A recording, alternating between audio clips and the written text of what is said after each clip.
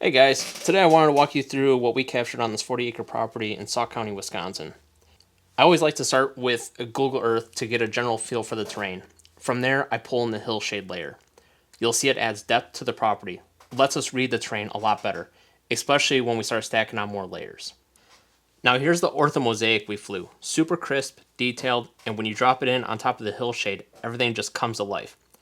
I'll toggle the hillshade off for a second. It looks flat, right? Flip it back on, and now we've got depth and definition across the whole landscape. Next, I'll overlay the thermal data. This is where it gets cool. You can start to see where deer are moving through the property, and we can also map out good access trails without guessing. And to finish it off, I bring in the topo lines. That gives you the full picture. Elevation, structure, movement, all layered together.